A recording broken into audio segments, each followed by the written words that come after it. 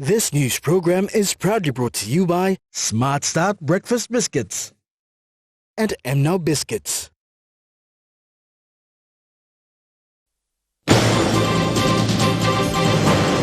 Minister for State-Owned Enterprises William Duma announces new fleet for Air Niugini. Pauline Bree sworn in as new acting judge of National Judiciary Services. And NASFAN announces to celebrate its annual employment awards. A very good evening. This is National Emtv News. I'm Godwin Eki. Thank you for joining us. After an exhaustive and detailed search for the replacement of Air Niugini's Fokker F-70 and F-100 regional jets, Air Niugini has chosen the Airbus A220-100 and A220-300 aircraft. Minister for State-Owned Enterprises William Duma made this announcement today in the nation's capital.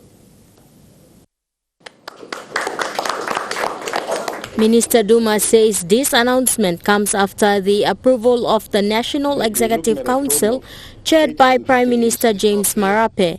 Air Niugini will acquire 13 new aircraft in total. 11 will be A220 narrow-body jets and 2 Boeing 787 Dreamliner, a wide-body aircraft, which have a total value of $850 million or 2.5 billion kina. Minister Duma added that the program will be funded through external export credit agencies, which is 80%, and 20% will come from the government and Air Niugini. Minister Duma shared his take on the purchase and leasing of the Airbus. The management of Air Niugini and the board had to choose between 2 or 3 other aircraft manufacturing companies who indicated their interest in providing aircraft suitable for our requirements. And after a long, exhaustive process, Air Niugini recommended that we approve the acquisition and lease of Airbus A220, Airbus A220-100 and Airbus A220-300. Air Niugini's acting CEO, Mr. Gary Seddon, spoke about the new fleet. But they will be replaced by a game changer. This is an impressive aircraft. This is new technology. It's like going from 2G to 5G overnight. We are going from analog to digital. Mr. Seddon revealed that the expected arrival of the fleet will be in the first quarter of 2025. In the meantime, Air Niugini will focus on the upskilling of its workforce for the expected arrival of the Airbus in 2025. Amanda Ilaitia, National Emtv News. Air Niugini, after agreeing on a deal with Airbus to purchase 13 new narrow-body regional aircraft valued at around 2.5 billion kina, has also made a commitment with the aircraft manufacturing company for their assistance in an aviation academy project. Today, during the announcement of the purchase and leasing of the new narrow-body regional jets, Director of Air Niugini, Mr. Carl Yalo, highlighted an agreement made with Airbus to assist Air Niugini in an aviation academy project. This project is an initiative of Air Niugini to support young Papua New Guineans who wish to venture into the aviation industry. The Air Niugini Board of Directors and other relevant stakeholders have prepared the agreement, and it will be signed in the near future. And one of the things that we emphasized to Airbus was that we're going to give you a bucket load of money, so you've got to give something back to us. And we pitched very strongly for an aviation academy. The reason being that a lot of our Papua New Guinea families struggle to send their kids to aviation schools overseas. And from what I know is that a lot of them unfortunately do not get to complete their dreams. And so we were very fortunate that Airbus has agreed to support us and make this project a reality. Mr. Yalo also emphasized on the involvement of Singapore Aviation Academy in this project. The Singapore Aviation Academy has agreed in principle to come on board and support us because they work closely with Airbus. The Singapore Aviation Academy is globally recognized. It's a AAA institute, meaning that kids who get to pass out of Singapore Aviation Academy get an opportunity to work anywhere else in the world. Amanda Elaitia, National Emtv News. The National Judiciary Services of PNG has sworn in another acting judge to the country's court bench today at the Government House. The ceremony was witnessed by the Governor-General, Sir Bob Dadai, Chief Justice of Papua New Guinea, Sir Gibuna Gib Salika, and staff of the National Judiciary Services. In a short but significant signing ceremony that took place at the State House, where the Governor-General of Papua New Guinea swore in Pauline Brer as the new acting judge of the National Judiciary Service of PNG. Ms. Brer will be attached with the national courts. She was formerly the Commissioner for Services with the Internal Revenue Commission. Chief Justice of Papua New Guinea, Sir Gib Salika, said Ms. Brer brings in wealth of knowledge in taxation laws to the Judiciary Service. Ms. Brer said she is looking forward in working with the Judiciary Service in her new role. I know it comes with a lot of responsibilities, and I will take my oath of office seriously and ensure that I do my best to uphold justice and ensure that the Constitution and the relevant laws of Papua New Guinea are upheld. The National Court deals with several number of cases every year. Their work is only limited with the limited number of active judges. According to the report of the Judges 2021, during the COVID-19 period, a number of judges have passed on or have retired. The report stated that appointing new judges will help in addressing the issue of dealing with the backlog of pending court cases. Cynthia Maku, National Emtv News. China Harbour Engineering Company, who recently was represented in court by the Ubed Nomani lawyers, appeared in the National and Supreme Court last week Friday, where the defendant, the China Harbour Engineering Company, was seeking to file a leave application. After hearing both sides of the matter, the judge adjourned the court hearing to Monday this week, when the judge made his final decision to grant the leave application.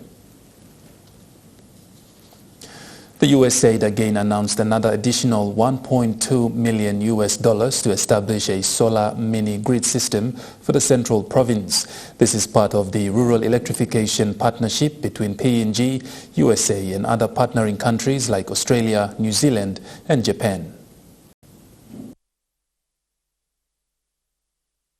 With the aim to strengthen the rural electrification partnership that was established back in 2018, which is to help PNG achieve its goal of bringing electricity to 70% of the population by 2030, USAID has announced an additional $1.2 million to establish solar mini-grid system in Central Province.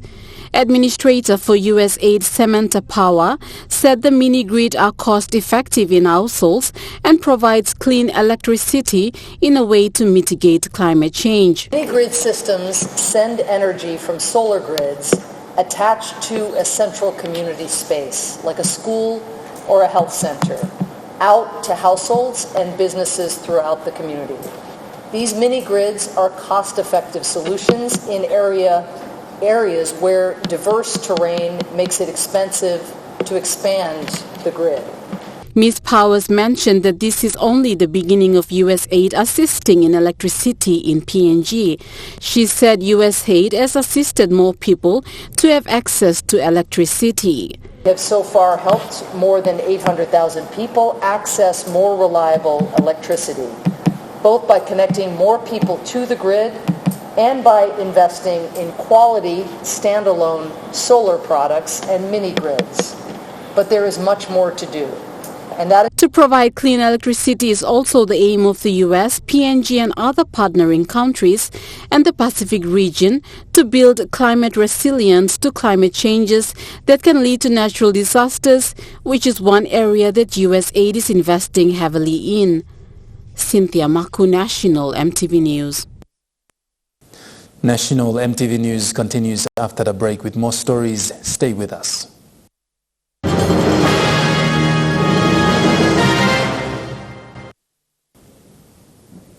You're watching National Emtv News. NESFAN announced its 5th Annual Employment Awards to celebrate employers who have made exceptional impacts to their employees' superannuation throughout 2022. The NESFAN Annual Employment Awards have become a significant occasion on the national business calendar, recognizing employers for their unwavering commitment to their employees' financial well-being and retirement planning. As you would appreciate in this country as per the superannuation. Through this award, NESFAN aims to acknowledge and celebrate the exceptional employers who have gone above and beyond in ensuring their employees' superannuation needs are met accordingly. NESFAN Chief Executive Officer Rajiv Sharma said an external auditor has been engaged to evaluate and review all nominees. A firm which is the Deloitte in this case, and they are auditing our data. We have already given them the data. So as of today, that's what I was checking when you all came in, that results have come in or not. But we would get to know results on Thursday, and Friday we will basically do the announcement. So it is going to be absolutely transparent process. Even we are not aware who the winners would be. We have given data, we have given them what the criteria is, and we have given them how the selection is made, and they're going to audit the whole process. And one third party audits the process. They say, yeah, your selection is correct, then only we're going to basically choose those winners. The best performing employers who have been compliant with the Superannuation General Provisions Act 2000 under sections that govern timely remittance of contributions, proper onboarding of new members with correct biodata captured, and other related correspondence will be awarded according to the following categories.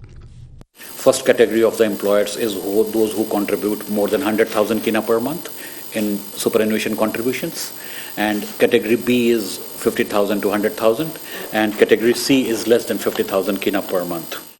Winners from these categories will then be based on the respective awards as follows.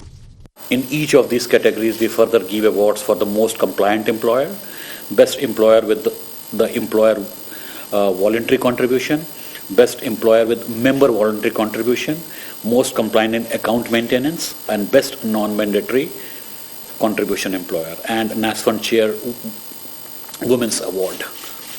CEO Rajiv said the 5th Annual Employment Awards will be held at APEC House on Friday evening. He further added that the event will also allow opportunities for networking and knowledge sharing among attendees.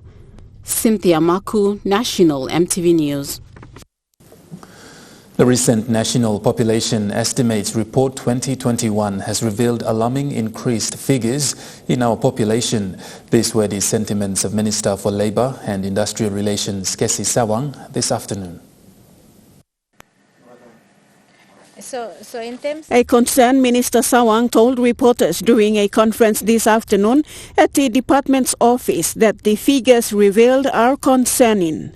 A recent report that was released by the National Statistics Office, which has worked with the UNFPA and the Australian government who supported that, it's about the population report they have recently released. It's called the National Population Estimate 2021, and that report has some very alarming figures about the population statistics.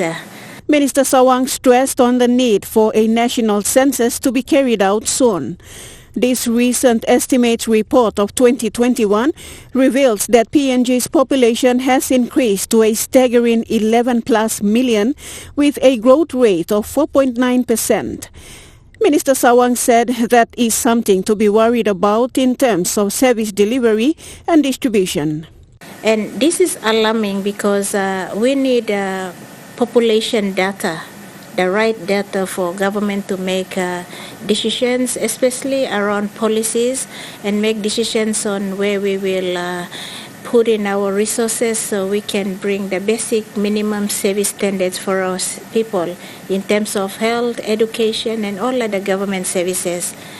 And why this is a concern, because as you can see from the last national census in 2011 to now, our population has reached almost 12 million. The country's last census was conducted in 2011, and since then there has not been another national census conducted. Minister Sawang said constant dialogues are in place for a national census to be conducted next year. Lindy Suharupa, National Emtv News.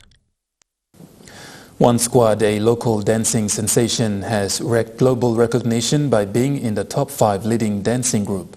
The group returned from America yesterday after a whirlwind dance competition which saw them finishing 4th out of 67 other dance groups from around the world. Please welcome to the stage, One Squad! The 4th place winners came into the competition as underdogs among other well-ranked dancing troupes to take a spot amongst the top 4 out of the 33 top dance crews from around the world. The dance crew is made up of 6 talented dancers. The group has etched their name in PNG's history by representing the country and displaying what they can offer in the dance culture.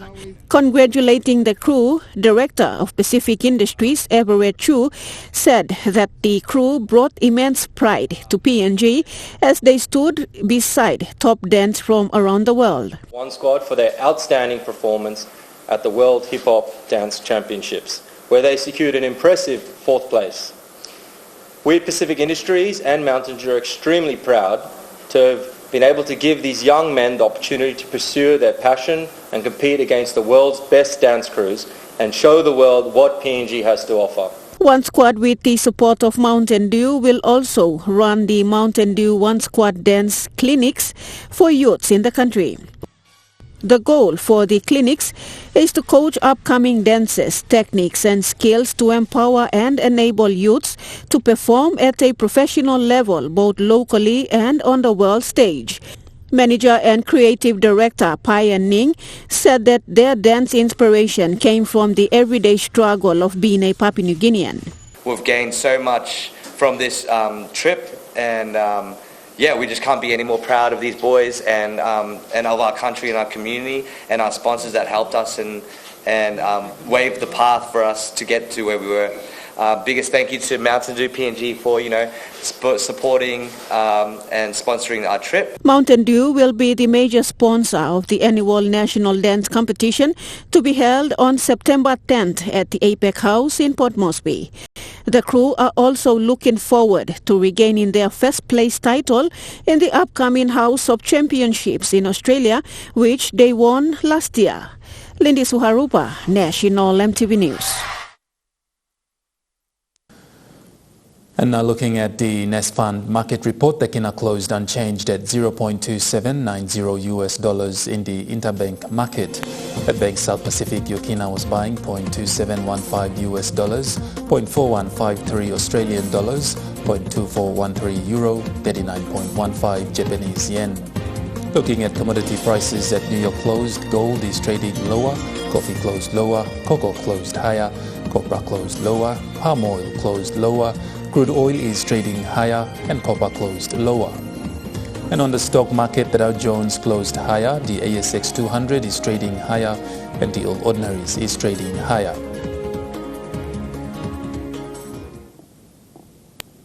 National Emtv News continues after the break. Stay with us.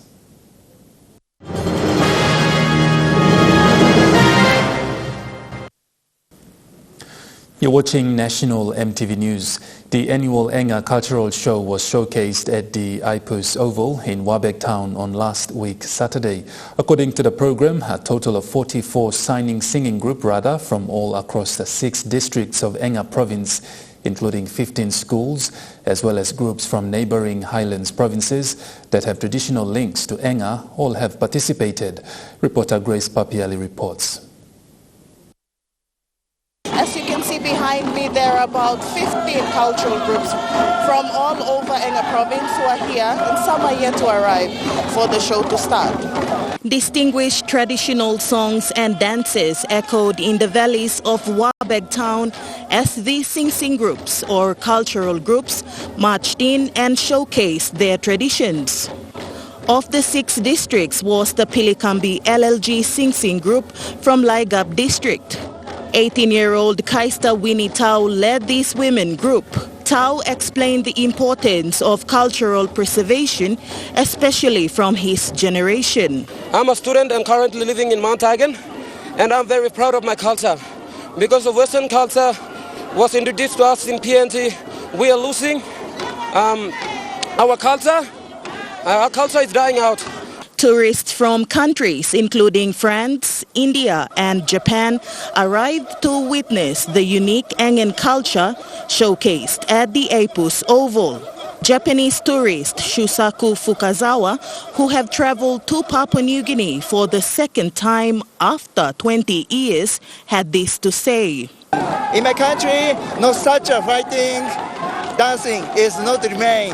And keep the traditional culture forever, I hope. Very good, exciting, and very beautiful color, and every people enjoying. According to the program, the show's main intention is to bring culture, peace and harmony in the province. Enga Governor Se Peter Ipota stated that most of the people in the province, especially men, women, mothers and children, are eager to participate in the show despite the tribal conflicts in some parts of the province. So here in Enga, we will not allow little group pockets of lawlessness to stop the big agenda for Enga to progress. We are committed to it. We will stay on target. This show is the platform to enable and celebrate the strength of the Engen culture. Grace Papiali, National Emtv News, Wabek.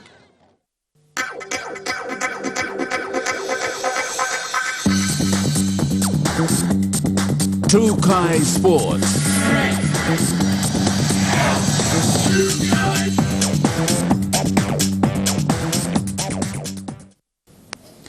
Welcome to Trukai Sports.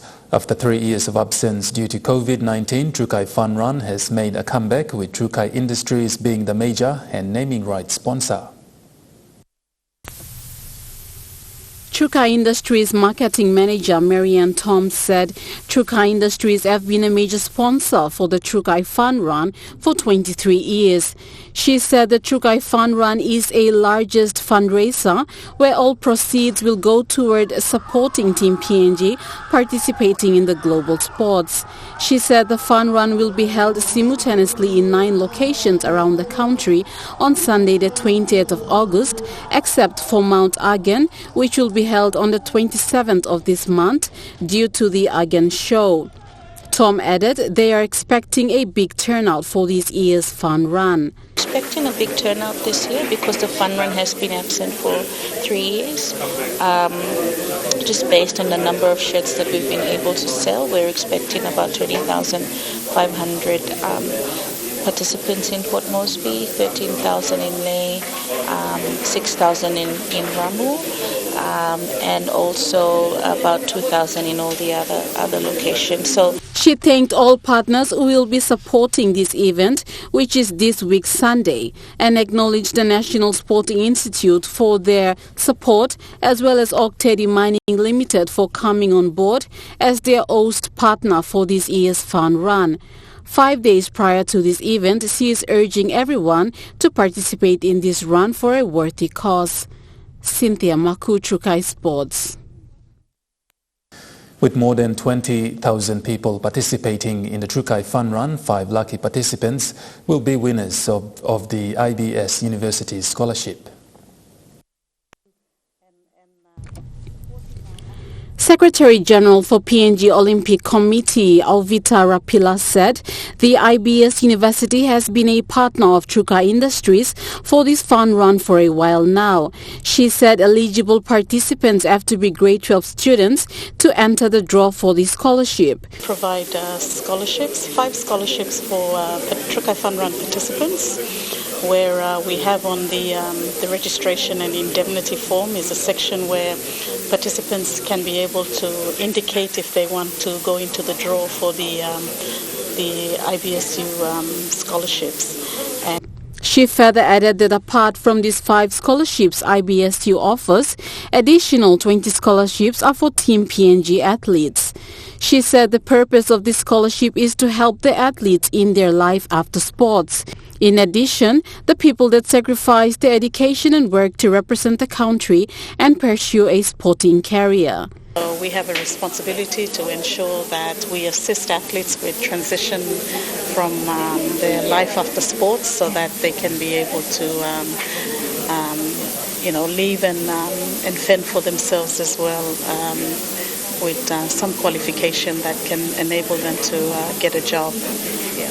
The Vice-Chancellor for IBS University, Dr. Rama Chandran, said IBS University aims to provide quality education as well as to educate responsible intellectuals. He is encouraging those who will be lucky recipient of the scholarship to focus in their studies and score good grades in order to continue on with the scholarships until they complete their studies. Cynthia Maku, Chukai Sports. Chukai Sports continues after the break. Stay with us.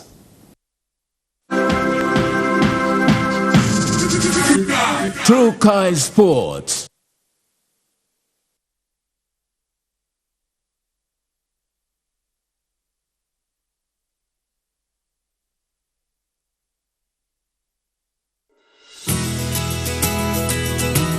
This weather update is proudly brought to you by MoneyPlus, with you always.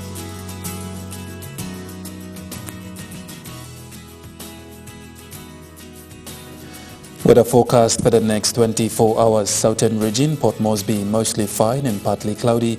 Daru partly cloudy. Garima cloudy with showers and overnight drizzle. Alatau mostly cloudy with morning drizzle. Popondetta cloudy periods with rain drizzles tonight. And in the Momase region, Ley cloudy with rain showers, overnight drizzle. Madang, Wewak and Banimo partly cloudy with possible morning showers and drizzle. In the New Guinea Islands region, Lorengau cloudy with few overnight showers and possible thunderstorm. KVN cloudy with few overnight showers and possible thunderstorm. Kokopo and Rabau cloudy periods with few showers, overnight showers and thunderstorm. Kimbe cloudy periods with overnight showers and thunderstorm. Buka partly cloudy with few showers tonight. And in the Highlands region, Mount Hagen, Goroka and Kundiawa, partly cloudy with light drizzles tonight, then morning fog. Mendi and Wabeg, light drizzles tonight, then morning fog.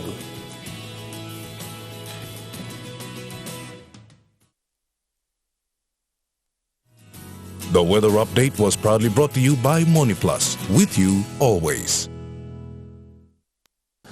And that wraps up the news, sports and weather for Tuesday, the 15th of August, 2023. From all of us here, pleasant viewing. Good night.